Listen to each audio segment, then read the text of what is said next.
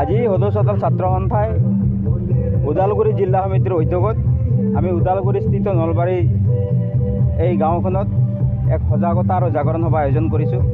আৰু সজাগতা আৰু জাগৰণ সভা সদস্যদল ছাত্ৰ সন্থাই জন্মলগ্নৰ পৰা কৰি আহিছোঁ আৰু সেই একেটাই ক্ৰমে আজি সদস্যদল ছাত্ৰ সন্থাই ইয়াত এই সজাগতা সভা কৰিছোঁ। আপোনালোকে জানে যে অসমত থকা ভূমিপুত্ৰ খিলঞ্জীয়া চাওতালসকলক 70 বছৰে সম্পূৰ্ণ অধিকাৰৰ পৰা যি বঞ্চিত কৰা সংস্কৃতি চাওতাল জনগোষ্ঠীৰ মাজত আজিও বিৰাজমান। যি চাওতাল জনগোষ্ঠীৰ ভূমিৰ অধিকাৰ, যি জনগোষ্ঠীৰ ভাষাৰ অধিকাৰ আৰু জনজাতিকৰণৰ অধিকাৰ আছে, সেই জনগোষ্ঠীক আজিৰ দিনত সম্পূৰ্ণভাৱে বঞ্চিত কৰা হৈছে।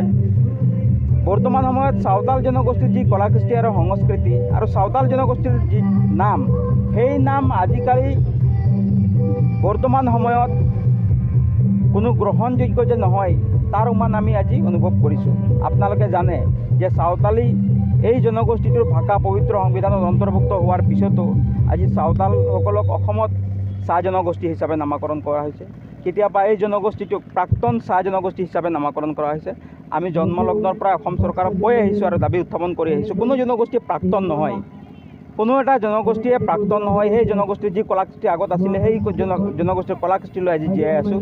আৰু চাওতালসকলক যে সম্পূৰ্ণ চাওতাল হিচাপে যে জীয়াই থকাৰ যি অধিকাৰ, সেই অধিকাৰ অসম চৰকাৰে প্ৰদান কৰিব লাগে, আমি সদস্যদল ছাত্ৰ সন্থাই দাবী উত্থাপন কৰি আহিছোঁ। আপোনালোকে জানে যে বৃহত্তৰ ভাৰতবৰ্ষত যি পবিত্ৰ সংবিধানত আস্থা ৰাখি, বিশ্বাস ৰাখি সমগ্ৰ অসম ভাৰতৰ মানুহে নিজৰ অধিকাৰ প্ৰাপ্য কৰিছে, সেই সময়ত চাওতাল জনগোষ্ঠীক জনজাতিকৰণৰ অধিকাৰ পৰা বঞ্চিত কৰি অসম চৰকাৰে যি চাহ জনগোষ্ঠী হিচাপে নামাকৰণ কৰিব বিচাৰিছে, এইটো ইয়াই প্ৰমাণ কৰিছে যে চাওতাল জনগোষ্ঠীৰ যি জনজাতিকৰণৰ অধিকাৰ, সেই অধিকাৰৰ পৰা বঞ্চিত কৰাৰ এক প্ৰয়াস চলোৱা হৈছে। তাৰ কাৰণে আমি সমগ্ৰ অসমত চাওতাল জনগোষ্ঠীক সজাগ কৰিব লৈছোঁ, সচেতন কৰিব লৈছোঁ যে শৈক্ষিক দিশত যেতিয়ালৈকে চাওতাল জনগোষ্ঠী আগবাঢ়ি নাহিব, তেতিয়ালৈকে আমাক প্ৰতাৰণা কৰা হৈ থাকিব, প্ৰবঞ্চনা হৈ থাকিম। তাৰ লগে লগেই অসমত চাওতালসকলৰ ভূমিৰ অধিকাৰ আছে, কিন্তু সেই ভূমিৰ অধিকাৰ আজি অনাপ্ৰটেক্টেড ক্লাছৰ শ্ৰেণীৰ মানুহে পানীৰ দৰত কিনি লৈছে। চাওতাল জনগোষ্ঠীবোৰ এই ভূমিৰ প্ৰতি সজাগ নহয়, সচেতন নহয়। এই সজাগতা আৰু সচেতনতা আনিব বিচাৰিছোঁ।